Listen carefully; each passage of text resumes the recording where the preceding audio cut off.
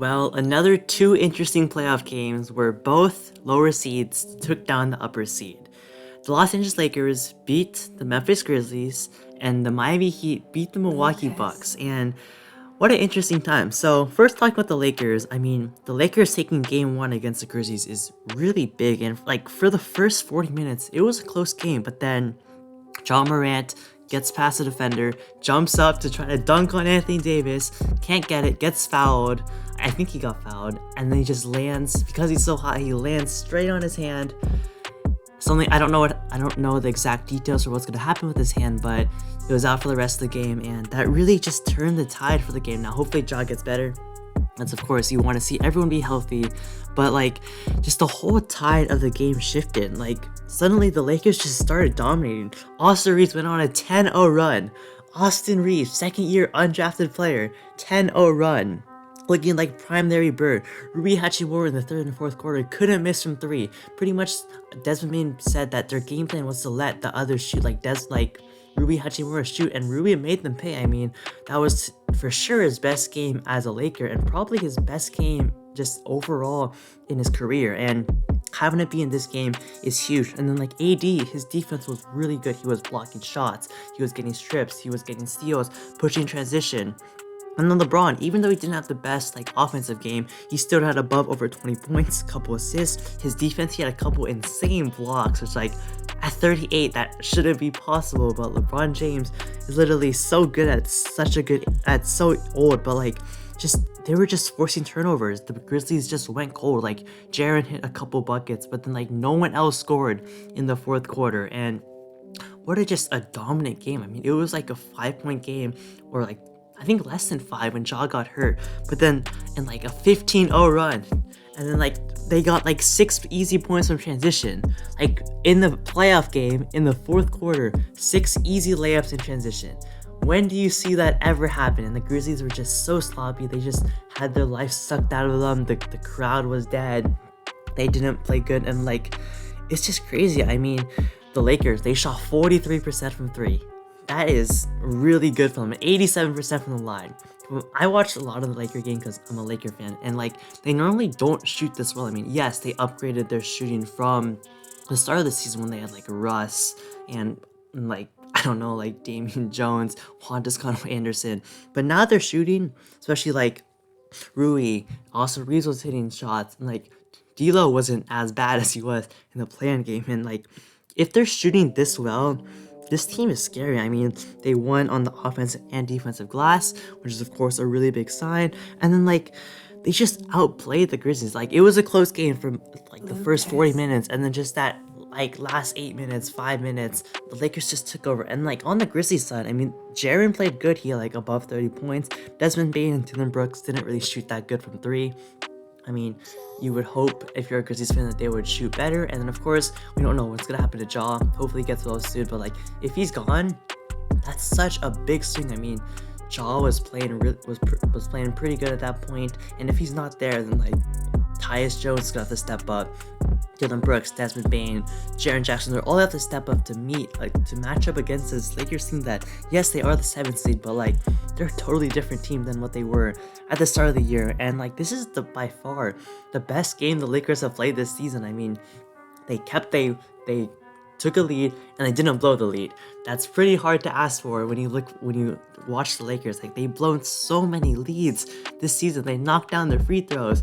They were hitting shots. They were playing good defense. And if they can keep this up, this team is honestly really scary. I was really scared how inconsistent this Lakers team has been even since the trade deadline. But if they can stay at this high level, this team is scary. And the Grizzlies, they're I think they had the best home record in the league, and blowing this, losing this game isn't gonna sit well with them. Still, Lakers have to win 3 more games. They're gonna have to, hopefully they play better in game 2. But this Lakers team has the momentum. We'll see what happens with Ja. But if the Lakers can pull off this upset, I know a couple people, a majority of the people expected the Lakers to win, which I really wasn't sure about. But the Lakers, from what we saw from this game 1, now game 1, we've seen we saw the Orlando Magic beat the eventual champion Toronto Raptors in game 1. Game 1's, yes, they may show a little bit, but it's not the end of the series just from a game 1. Like, do you expect the 2019 Orlando Magic to beat the eventual champion Raptors just from game 1? Not really. So, I mean, it's a good sign if you're like your fan. And the Grizzlies, they're gonna have to just look at the film, see what they did wrong. Hopefully they shoot better from 3. Well, hopefully Ja gets well soon. But like, definitely not a good sign for the Grizzlies. Now moving on to the Bucks and Heat game. I mean, first the injury again. Giannis got hurt. A really hard fall when like a Kevin Love charge. I don't know if it was a charge or a block, but like that did not look good. Like, a tailbone problem.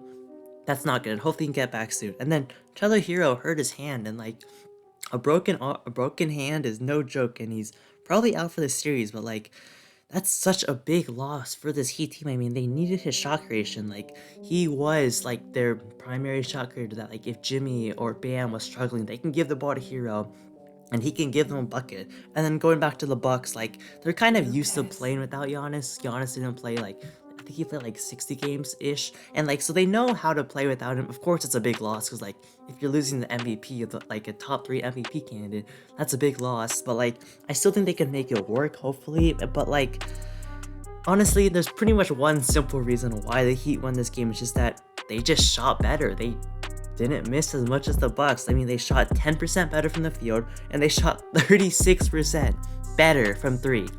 The Heat shot 60%, and the Bucks shot 24%. If that like differential is gonna be that much, like the Heat just were just better this game, and like you wouldn't expect this Bucks team to shoot 24% for this whole series from 3.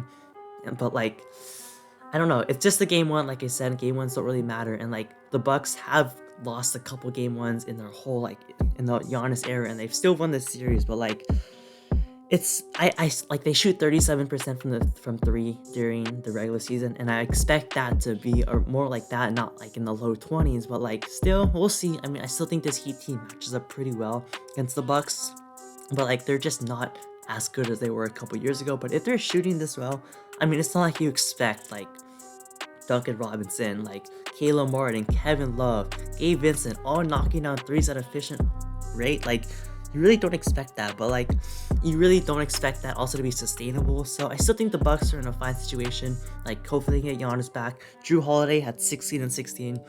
Really good facilitator. Jimmy kind of went off against him, but you know, it happens. And then Chris Middleton, I mean, he had 33 points, I think like 9 and 7. And like, you need Chris Middleton to be that type of player. And he played good. I don't really know how his efficiency was, but overall, him and Drew still played pretty solid. And just the others like Bobby Portis played pretty well, but there was some pretty rough shooting overall from this Bucks team. So I still think I have, of course, the Bucks winning the series. Maybe it's gonna be like 6-5 games, but like, just like the Heat just shot so well. I mean, they were getting open mid-ranges. Like Jimmy Butler had a couple mid-ranges down in the 4th. Bam Adebayo had a couple easy mid-ranges. Like there was one play where Brooke was just sagging all the way down. Bam just took one dribble, in and out cross, and then just pulled up and boom, cash. Like, you can't give Bam, like, I know he can't shoot 3s, but like you can't give him like that much space. So I still think it's gonna be an interesting series, but like Hero being out is going to be really bad for the Heat. We'll see if Giannis comes back, but like it might be a little bit more competitive than most people thought, but I still have the Bucks winning this series, and we'll see what happens. So with that being said, make sure to like the video, subscribe to the channel, comment down below your thoughts, and I'll see you on next time.